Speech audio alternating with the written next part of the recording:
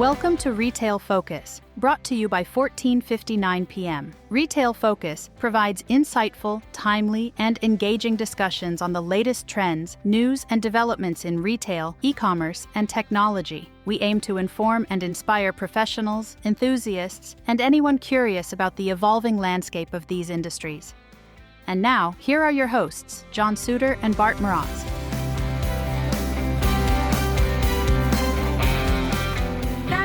Support for Retail Focus comes from Nerve Tonic Brand.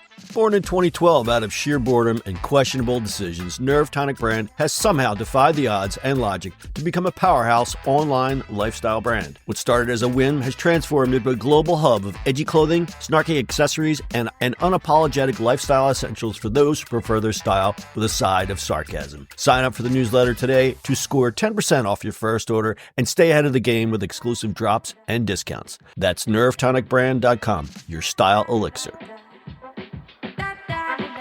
Hello, welcome to another episode of Retail Focus. I'm John Suder here once again, but not with my co-host Bart Mroz. He's a bit under the weather this week, so he will not be joining us. Also, just some housekeeping. We're pressing pause for a week or so to recharge our batteries and to give the podcast a little tune-up. We've been thinking about this for a few weeks and finally decided we'd use the summer break to make it happen. We're going to focus more of our stories on technology and AI since that's what really interests us. And hopefully you as well. So we'll call this episode here the end of Season 1. We'll be back with Season 2 shortly. Thanks a ton for hanging out with us and supporting the show. We'll be back before you know it in the same spot on the same channels. All right, on with the show. Our first story. Apple's AI talent drain. The story in a nutshell. Apple's artificial intelligence have suffered a major setback following the departure of Ruming Pang, the leader of its foundation models team, to Meta. Pang, known for his hands-on approach and technical expertise, played a pivotal role in Apple's bid to develop its own large language models, the backbone of generative AI. His exit, along with several team members considering offers from other big players, has sent shockwaves through Apple's AI division. Pang's team drove key advancements, especially making LLMs efficient for iPhones. Internal friction rose between research-driven teams and product-focused leadership, especially over the decision to keep Apple's AI models closed source. Several key researchers are also leaving or fielding offers from OpenAI, Anthropic, and Meta. Leadership shakeup and team departures have created uncertainty about Apple's AI direction. Apple is rumored to be testing outside models, including OpenAI's and Google's, on Siri, rather than solely using its own technology. Competitors like Meta, OpenAI, and Google are actively recruiting Apple's top talent and shipping new models at a rapid pace. So the near-term implications, well, it would be a talent drain. Apple risks losing AI leadership and critical researchers, slowing down its proprietary model development. Lagging innovation, with top talent leaving and internal disagreements, Apple may fall behind rivals in advancing generative AI features for its products. Reliance on partners. Apple may need to increasingly rely on models from OpenAI or Google for Siri and other AI-powered features. The long-term implications? A strategic uncertainty. It's unclear if Apple aims to compete directly in foundation models or will focus on more targeted, device-optimized AI. And the competitive pressure. Meta, OpenAI, and Google are strengthening their positions, making it harder for Apple to catch up if the current trend continues. And of course, the brand impact. Ongoing issues could affect Apple's reputation as an innovator, particularly if it can't deliver breakthroughs in AI for its ecosystem. And of course, the competition isn't sitting on their hands. Meta, OpenAI, and Google are aggressively poaching top AI researchers from pretty much everywhere. These companies are not only advancing their own models, but are also tempting Apple's talent and other companies with high-profile projects and bigger opportunities for open-source releases. Microsoft is reportedly luring top talent from Google's DeepMind. This ongoing brain drain highlights the critical importance of skilled AI professionals in the race to develop cutting-edge technologies. The competition for expertise is a defining narrative in the current tech landscape, with significant implications for the future of innovation. Apple faces a decisive moment in its AI ambitions, grappling with internal challenges, leadership changes, and fierce external competition. Whether it can reverse the talent exodus and reestablish its innovation lead remains an open question. As a side note, in a sign of AI's growing influence beyond the purely technical realm, a notable trend this week is the increasing political sway of tech leaders at the forefront of AI revolution. This signals a shift in the power dynamics within the tech industry and its relationship with policymakers. Further underscoring the pervasive impact of AI, Amazon has implemented a new policy within its smart home division, requiring employees to demonstrate their use of AI for career advancement. This move reflects a broader trend of companies integrating AI into their core operations and expecting employees to adapt. On the international front, Amazon is reportedly shutting down its AI research lab in Shanghai, a move that points to the complex geopolitical landscape influencing global tech strategies. Well, Apple, sounds to me like you need to either pay your people some more money or figure out exactly what you want to do, because all I keep hearing is a different story every week about their AI division. So, again, another story we'll have to keep an eye on. Who knows what's going to happen there? All right, next story. Amazon and Walmart's Prime Day battle. The summer sales season just witnessed a battle of the retail titans, with Amazon and Walmart going head-to-head in an unprecedented showdown. First up, Amazon didn't just have a Prime Day, it threw a record-obliterating 4-day shopping festival from July 8th to the 11th. Now, we had reported earlier that shopping was down, but when the final numbers came in, get this, it became the longest Prime Day ever, pulling at a projected $21 billion in sales. That's a staggering 60% jump from last year. So when you add in the sales from rivals like Walmart and Target, the total U.S. online spending during that period hit nearly $24 billion. Amazon leveraged its entire arsenal to make it happen, rolling out new AI shopping tools, flexing its powerful logistics network, and dangling exclusive perks for its members. But here's where it gets really interesting. For the first time, Walmart didn't just sit on the sidelines. It launched its own aggressive 6-day deals event that overlapped directly with Prime Day.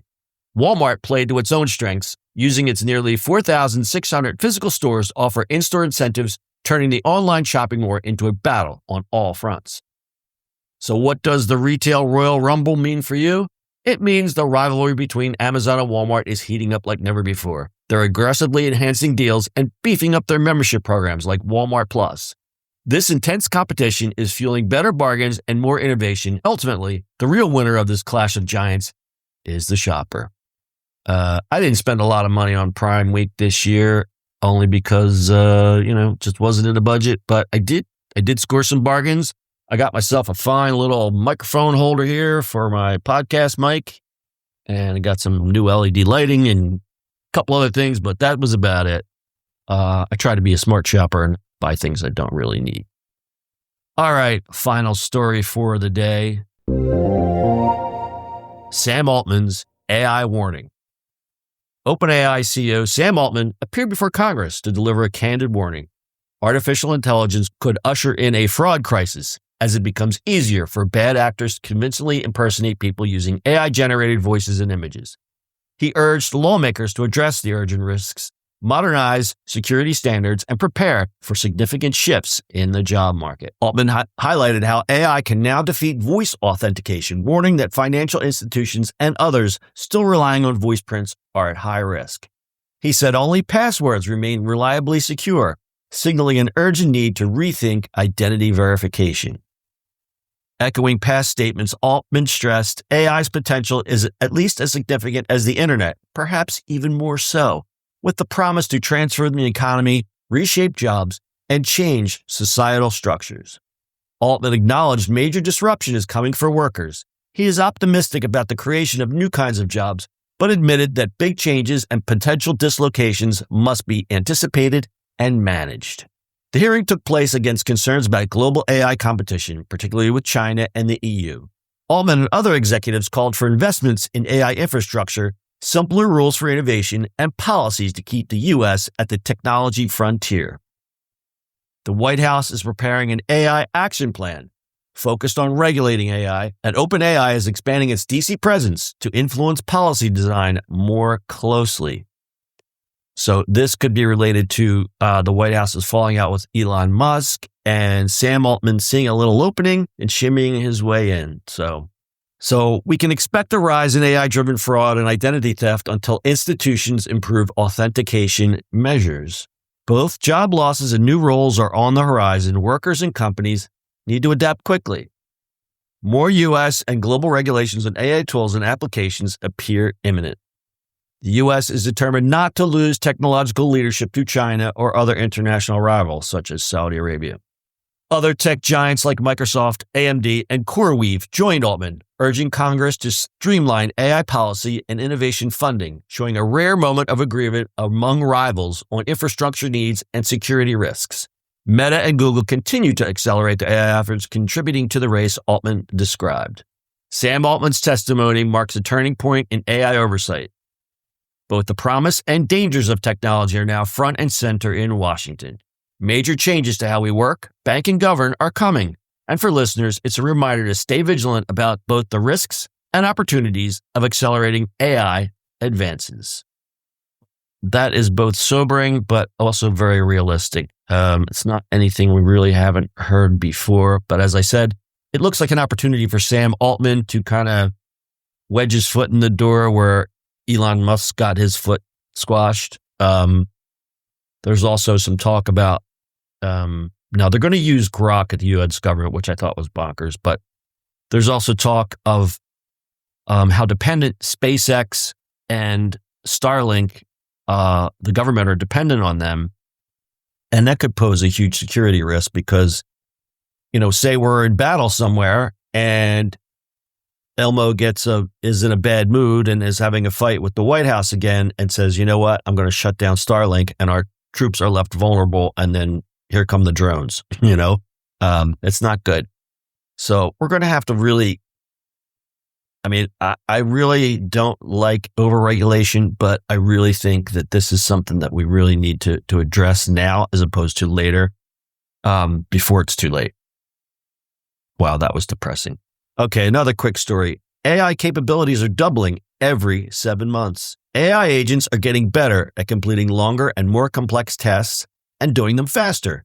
A new study shows the length of tasks AI can handle, measured by how long they take humans, has doubled every 7 months for 6 years.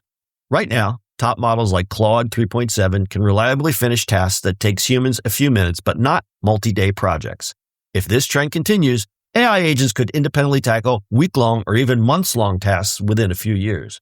Researchers say this shift could transform how AI impacts real-world work and raises both opportunities and risks. See above article. That's it for this week. We hope you learned something, but if not, you wasted some time. We'll be back soon with more questionable advice and unsolicited opinions. If you enjoyed this episode, please rate, review, and subscribe. If you prefer the video experience, you can check out our YouTube channel. The podcast will not be moving from that channel. It'll just be marked as a new season, so fear not if you're into the video experience. And lastly, check out our socials. We're on Bluesky, Twitter, and Facebook, although we may have to change the handles, so we will put that in our newsletter and in our show notes, so stand by for that. Until next time, may your internet be fast, your video calls be clear, and your mute button always work when you need it most. Peace. What do you do now,